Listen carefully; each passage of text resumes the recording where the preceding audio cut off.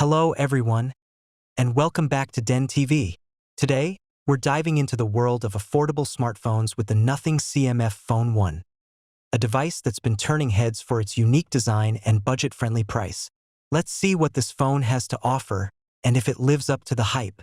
The packaging itself is simple yet stylish, reflecting Nothing's minimalist approach.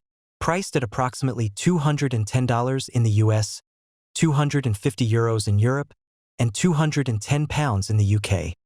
The Nothing CMF Phone 1 aims to offer great value for money. Let's start it up and check out what's in store. Inside the box, we have the Nothing CMF Phone 1, a USB-C charging cable, and the usual paperwork. No extra accessories here, just the essentials. The CMF Phone 1 has a 6.67-inch HD Plus display with a 90 Hz refresh rate, which is quite impressive for its price range. The phone has a dual camera setup on the back, featuring a 50-megapixel main sensor and a 2-megapixel depth sensor, along with an 8-megapixel front camera for selfies. Once the phone starts up and is connected to the network, you have the option to transfer your data from your old phone by connecting the USB-C cable. You also need to enter your Google credentials to reinstall your apps and account data if you intend to use them or start from fresh with a new account. The setup process is straightforward, and the display looks bright and responsive, thanks to that 90 Hz refresh rate. The process allows you to choose your default browser and search engine so that you are not limited to Google Chrome and Google Search. Next, you will be asked to set up a PIN number, but the phone also has an underscreen fingerprint reader.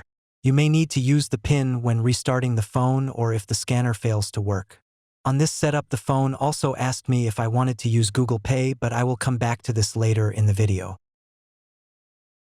After accepting the terms and conditions for Android and the Nothing OS 2.6 operating system, I was given a tutorial on how to use the navigation on the phone.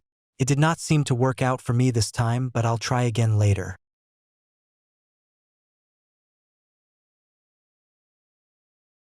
The startup screen has great animations and a really cool font similar to the old dot matrix. The screen is mostly black, which helps keep a long battery life and is also a bit easier to read and adds to its uniqueness. You also have the option of a more traditional design if you prefer it that way. I am going to use the Nothing design to see how it works out. Navigating through the interface is smooth, and the phone handles multitasking with ease. But if we take a closer look, you might notice something missing at the bottom of the screen. Yes, that's right. The navigation bar is missing by default. It seems like an auto mission, but don't worry. We can fix this quickly by heading into the settings.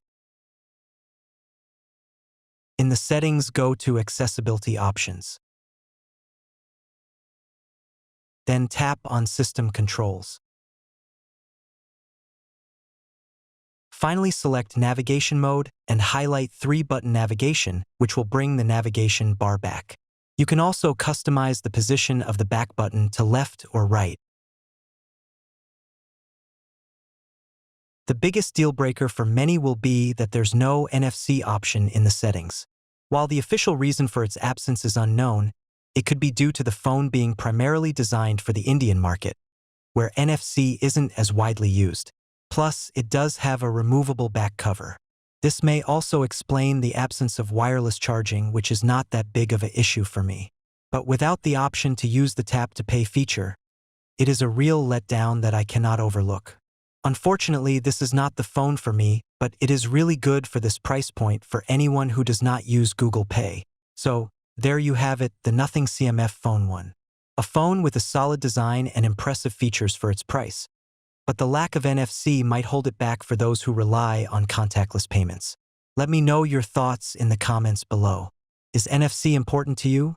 Or can you look past its absence for the price and features on offer?